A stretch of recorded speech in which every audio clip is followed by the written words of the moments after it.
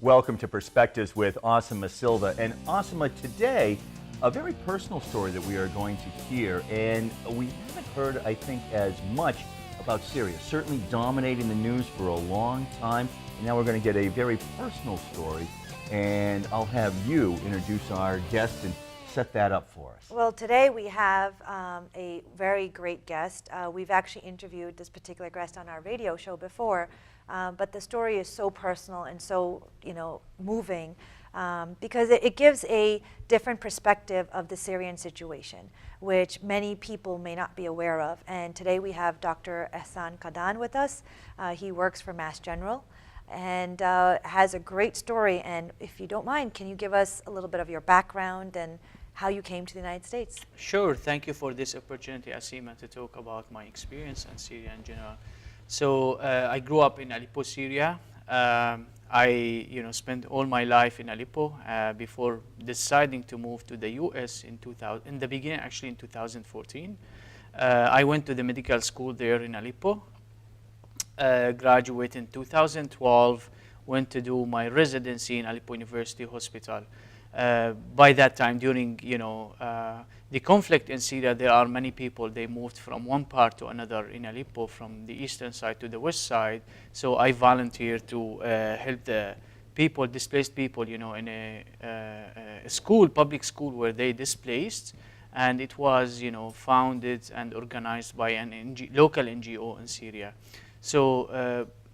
After a while, it became so dangerous to stay in the country, so I decided to move to the U.S. in 2014, in the beginning of 2014. When you talk about how dangerous it was, we have this perspective of such a regime that was so repressive, so restrictive, and yet there you are as a doctor. There must be, I guess what I'm trying to get at is another side to the story of Syria, the Syria that you grew up in, and that then sadly to get to the point where you felt you had to leave for your own safety. Can you tell me a little bit about that Syria pre-war and what that was like? I mean, Syria, it used to be a great country. Tourists from all over the world, they used to come to Syria. We have so many ancient sites and very interesting places, especially Palmyra in the middle of the country. For just like an example, Aleppo Citadel, Damascus. It's like empire by itself. It used to be in Damascus. The first, for example, the first music instrument was invented in Syria. The first letters were in Syria. So all those, great history were in one place, in very beautiful small country, harmony, very friendly people. People, as I said, used to come from all over the world to visit to Syria. Aleppo is famous for food, music, singers, It used to be a great place until the beginning of 2011. I mean, people were in unrest. There is a lot of poverty, violation for human rights. We don't have the rights to choose our president, for example. I mean, in terms of the women rights, we used to have like very decent system in this regard, but again, like nobody is able to participate in the political life. So people at that time, decided it's enough. It was the momentum when the Arab Spring sparks started from Tunisia, then it moved to Libya, Egypt, Bahrain, and then people were inspired from their colleagues in different countries in the Middle East, and they decided to do something to claim for their human rights and their public and political participation. And then they went to the streets and they kind of protested to demand for their democratic rights. And the crackdown, of course, has been brutal, has sparked the fact that you had to leave for your own safety, and so many others as well. Looking at it now, do you see any opportunity for there to eventually be democracy in Syria? It's very, very difficult to predict the future in Syria because it's changed a lot. I mean, people predicted Syria is going to get democracy, like it's gonna take like few months, and then we will have like elected president, and we will be settled and like have our democracy. But unfortunately, the violence escalated in the country, and nobody expected what's happening now in Syria. So it's very difficult to predict the future. But people really hope so, to see end for the violence and have a normal life, to have like the Syria we used to have in terms of the friendly country and the tourist country, and having the political rights in the country. You mentioned Syria had decent women's rights. Right. So before this war, can you give us an idea of what does it mean to have decent women's rights? What about education, in terms of how did they move around about the country? Why did you say decent women's rights? Sure. So they got equal education opportunity compared to male or to men. And they, like, in terms of the education, they didn't have any problem. I can give you a very, example about that. When I went to medical school, we were like around 50% male, female, or something like this. And that's, all over the University of Aleppo. So in terms of the education, they were fine. In the ministry, they used to have ministers as a woman. So you find that's a lot in Syria, and it's very common in the parliament as well. So in this regard, there was no problem. I mean, women, they do almost everything that women. I mean, in the public sector, you find they are working as well. So that's why I said like.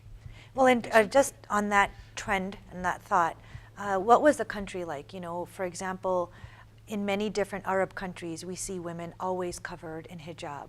Mm-hmm. And you see other countries, such as Jordan, for example, it's half and half. Right. There, it's pretty common that some women don't cover, some women do. It's more or less a woman's choice, and it's not really looked down upon. How would you compare that to the environment in Syria? I would say it's the same, like as you described in Jordan, half-half. It's like this in Jordan, Syria, Lebanon, Palestine, Egypt. Probably Egypt, it's higher, more common, to find a woman with hijab, but like it's half-half in Syria. Boy, Aleppo so dominated the news here in the United States for quite a while. What was it like for you now being here, living here? And I'm sure that you're in touch with others in the Syrian community here in America and also back home. What was it like as you were watching it? Sure. So again, it varies from time to another. I would say at the end of last year, it was heartbreaking because Aleppo was besieged, and nobody, especially in the eastern side of Aleppo, when that side of Aleppo was surrounded by different militias and the army, and people were not able to get their foods and everything because they claim that's the opposition is in that area, so they surrounded that area, and after that, the opposition, they moved from that part, and then the city was became open and connected by each other, and now things getting better compared to the past. I would say in the past, in terms of the public services like electricity, water, it was really mess. And I remember when I was in Syria 4 days, we didn't see electricity. So sometimes we used generators. Sometimes we don't have fuel to use the generator. So it was mess. Now, when I call my relatives, friends, they said that things getting better, but nothing before 2011. Boy, I mean, just the idea. Imagine what it's like when you tell your coworkers at Mass General when you're talking about that. You go in every day. There's electricity. There's the hustle and bustle. Right. I mean, what do they think of some of the stories that you must have and that you must tell about the conditions that you were working in? But before back in Syria, right? Yeah. Yeah. I mean, they of course they surprise. Sometimes people here get things for granted and they don't understand the blessings that they are in, while other people in different countries, including Syria, and I assume in Yemen these days, Libya in the past, really suffering from different things. So actually you don't understand the blessing you are in until you live in those conditions. Right. And then when you do the transition, so you see how things are different. So you said you decided for safety reasons Right. to leave the country. What was that one thing that made you start thinking Sure. that you need to leave for your safety? So actually different things beside, you know, the everyday rockets, airstrikes, and these kind of things. Actually, by the way, they were less in the area I used to live in. But beside that, you know, there is a risk of being arrested at the checkpoints. I'm not released from the army because, I mean, in Syria we have this kind of law. If you're single son parents, so you don't need to serve in the army, and I don't need to serve in the army. But since I'm the only son in the family, while my mom, she's under 50 by that time, I need to go to the army and tell them, hey, I'm still the single son. So, only son of parents above 50 don't have to serve in the No, army? when the mom is above 50, so you're released from the army and you don't need to serve in the army. But by regardless that time, of I how was many not. sons? Or if No, it's an only son? if it's only one son. Okay. So my mom was, under 50 by that time, and I have to go to the army to tell them, you know, I'm still the only son in the family. So I wanted to postpone that. So, but that's put me in danger every time, you know, go through the checkpoints, and that's happened to me actually. In one of the checkpoints, I was going to Beirut for like a kind of a workshop, and I was stopped in the checkpoints, and they asked me about my military document, and they saw that I'm not yet in the army, but I don't have to go. So they wanted to investigate that, and they were about to arrest me actually at that time. And then, like, you know, I talked to him. I tried to convince him, hey, like, you know, I am the only son in the family. I go, and this is like, see, everything is documented. So he decided to release me. Yeah, but still, so you had that moment of absolute fear that you should Right, have been arrested. absolutely. Although, you know, my favorite part of that was the offhand way he goes, well, besides the daily rocket attacks, like, Exactly. that's what really got me. Yeah. Exactly. For most of us, the daily rocket attacks and some Yeah. of the other things would have Yeah. would have been enough. So is there? So there's a draft in Syria, so everyone is serving in the military, and I ask that, meaning then, are there people in the military who may have feelings that, you know, for the other side, for Right. the rebels? Yeah, absolutely. I mean, people like from both sides. I mean, it's like you know, conflict zone. I mean, everybody is in danger, whatever your political opinion or like where you're serving or where you're working. So it's But I like guess I was everybody thinking in that there danger. could be those who had been put into military service who would have some sympathy for the people that they're cracking down on. I don't think that somebody has a sympathy to be, you know, in the opposition sides or with the opposition would serve in the army. I mean, what's happened is they would just leave the country and go to other countries. So can you talk about how you did escape? Sure. So as I said, in the beginning of 2014, I decided to leave the country. I said, like, there is no hope. I want to continue my education, and the most important, the safety, actually. So again, I mentioned those points, 2 points, like being, you know, about to be arrested and having the work and working with the NGO where some volunteers were arrested. So when I saw my co-volunteers in that NGO were arrested, so I said, okay, it's people like going to knock my door and then start to investigate me, like why you served in that NGO, which was like completely fine. I mean, was not against the government or anything, but like they usually investigate people and they arrest them. And that's why they did. So I took the decision, and I had, so I was in the regime sides of Aleppo city, and I need to go. I decided to go to the U.S. I had already visa because I came here in 2012 with a tourist visa for a conference, and it was the time that there is no airport, you know, in Aleppo to fly to other countries. So the only way to get out of Syria is through Turkey, where, you know, the opposition controlling the Syrian-Turkish border. So I have to take a car to go to the Turkish border and then cross from the regime side to the opposition side. And there is one pass connecting the east and west Aleppo. This path is like 300 meters open road, with a lot of snipers, standing on buildings, and they snap sometimes people. So you don't know if you're going to be targeted or no at that time.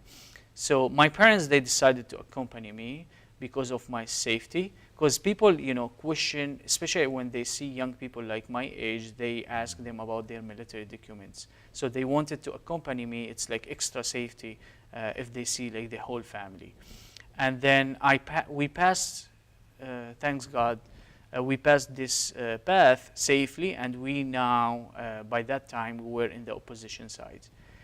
So when we arrived there, we wanted to take a taxi. So we took a taxi from that area to the Syrian-Turkish border, and through that way, we saw a lot of destruction from the airstrike. Also, we were stopped by different checkpoints until we reached that point. Now, my parents, they are not accompanying me to Turkey and to the US. They have to go back. So it was like very short time to say goodbye.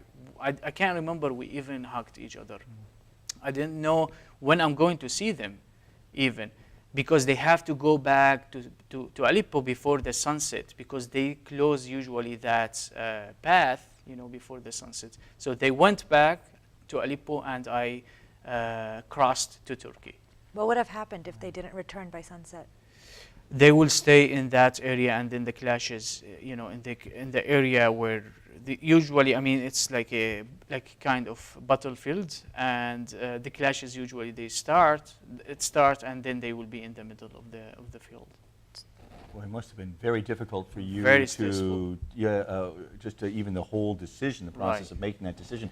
I would also think that because of your education, your skill level, that Syria would kind of want to keep you. Was there, I mean, what was the difficulty in actually being able to come to America? Was it, and how has it been here in America? Has there been any difficulty when you feared being sent back to Syria?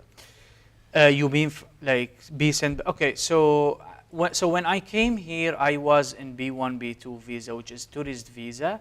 But after a while, the U.S. government, they announced for another TBS, renewal TBS for the Syrians who are here. TBS means temporary protection status. And I applied for this status, and I was granted this, and I was granted a work permit. But unfortunately, there is always a fear, for termination TBS. And I guess you heard about Salvador and Haiti. They just terminated that. So the Syrian people, they are really scared and worried that's going to happen to them. No, I can imagine. And to be sent back to Right. what you described, would there be any kind of a reprisal? Do you fear if you were sent back that you had spent this much time in America? Absolutely. I mean, going back to Syria, being active and talking about my experience is going to increase the danger of being in Syria, to be arrested or or something like that if I'm sent back to Syria. Sure. Your family, your mother and father, is there ever any fear with you over here? Do they face anything because of that? Right. So my parents, I mean, the good news that my parents were able to come here to the U.S. Yes, and now they are based in Utah State. My father he got a job to teach in Weber State University in Utah. So they are here, and we were able to reunion. So also they have they share the same feeling with all the Syrians. They would be sent back to Now, when you were crossing that path that you said, and there were snipers in the buildings, did you see any people get harmed? Sure. I mean, all the time you hear shooting. It was live shooting, and you see people running around, you just run from one side to another, even you don't look right or left, because you just want to be safe. And I remember I even was not close enough to my parents, because it was so crowded with a lot of people with very narrow space or path. So you can't see around, but you hear things, but you don't want to look what's happened. because you just need to pass. Then, like, you know, check everybody. When you arrive to that area, you check everybody, you know, is safe, and yeah. When you were in the hospitals in Syria, as you were working and as a student, did you see any destruction and people coming in that you needed to help? Sure. So I mean, it's another like very heartbreaking story, because we had a lot of. I mean, we didn't have like we had a lot of patients, you know, but with very limited resources in Syria, or like in Aleppo University Hospital, especially in Aleppo. So different cases from pediatric children, you know, from people who were targeted or snapped, or you know. Or a blast or a bomb or something like that. So I saw a lot of cases, yeah, when I was in Syria, including the one I remember, the chemical attack that's happened, you know, in Khan al-Asal. It's like a town, I would say, I forgot how long, but it's very close to Aleppo. And then like mass casualty, they came to Aleppo because of that attack, and then we had to treat them at that time. Like most of them, or like almost all of them were civilians. Boy, I mean, that really just Right. demands in humanity Right. to demand to think that in this day and age we would have something like that, that you would have to see something like that, or that would be inflicted upon, you know, Right. people in Syria. When you look at it now, here in the United States, do you feel that the United States, that the world community should be doing more? Syria was on the front page for so long, and now, I mean, every day brings something different that comes out of the White House, but it hasn't been much talk about Syria lately. Right. I mean, yeah, sometimes, like, especially of the number of the refugees who were taken here, or like who were accepted to come here to the U.S., like it's really, really low compared to other countries. You know, like for example, Lebanon, they are like few millions, and they received like 1 million. It's like something, if like they do this comparison. Imagine that this country is like 320 to 350 millions, like all of a sudden. I mean, just comparing Lebanon and the U.S., and imagine that 80 million people just show up in this country. What would you feel about that? It's exactly what's happened in Lebanon, where like over a million Syrian refugees, they went to Lebanon. So I believe that's you know, very few people were able to come to the U.S. And we hope that more people, you know. Yeah, it's a good point. I mean, you know, who has no country has the infrastructure to suddenly have 1 million people and be able to properly take care of them. Whereas where your parents are out in Utah, I'm guessing we still have some room for some folks. Well, we're lucky in that sense. Yeah. But you were describing such casualties and probably graphic, very graphic incidents that you had experienced. How did you process it when you came here? I mean, yeah, that was extremely difficult. It took me some time actually to process it and like to go over it. I'm not going to hide this, but like in the beginning of moving here, I was suffering from PTSD, post-traumatic, you know, stress disorder. Yeah. So and like many people, like they are suffering from the same condition, you know, when you're leaving a war zone, so you have the same issue. So so like for example, I used to see in dreams that I'm getting arrested in Syria, or like there is an airstrike, or whenever like I hear a plane, you know, flying overhead, I used to dig down until like 1 or 2 seconds to realize, no, I'm safe here in the US. So yeah, that's happened a lot to me. And not only me, like everybody mentioned that when they leave out the country. Because at some points we didn't have any civilians airplane, and everything was related to the Air Force. So when you hear this sound, you're expecting an airstrike. Must be horrible at an airport. Yeah. I mean, exactly. amazing, right? Yeah. Was there a support group that helped you get through it, or how did you do no, that? I mean, just took me a while, like few months, and then things became better. What I think is interesting is you're a doctor, Right. and you know this happens, and sometimes we believe that doctors are immune to diseases and being hurt and being psychologically affected.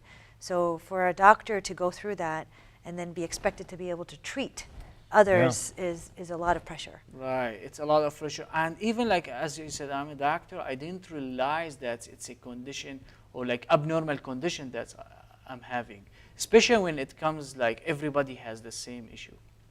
So it becomes normalized. like normalized and known like among everybody. So, but then like, I mean, when people get out few months, they become like, you know. It does just put everything in perspective. I don't know. I'm going Right. to complain Talk about the being traffic grateful. this morning. Yeah. And, you know, well, the traffic may have been bad, but I didn't have a rocket attack, or I'm worried Right. about Yeah. the airstrike. Yeah. So it really, I mean, the perspective is just so amazing. In your work too at Mass General, you must see so many people from all over the world. Right. Many of them probably have had some similar experiences in their countries that you have had. Yeah. I'm sure you can relate to them. Like, I mean, that's like, I mean, Mass General, yeah, as you said, receive people from all over the world, patients, and like everybody has his own story or. Are you able to relate to them better?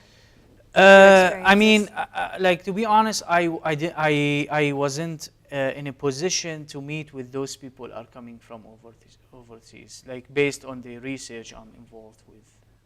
Okay. Yeah. Very. Well, we are glad that you are here and Thank that you are safe. And I know that next week we're going to be speaking with you again as well. Some incredible initiatives that you're involved in. Sure. This is the tea, so people will come back Yeah. back next week and be able to watch it. But it does leave us about 90 seconds, Asma, to be able Right. to get your perspective. Well, today was about the story of Syria and a different perspective of refugees. We usually think of refugees as uneducated, coming from barbaric countries, really looking to usurp our resources and not be able to give back to this country.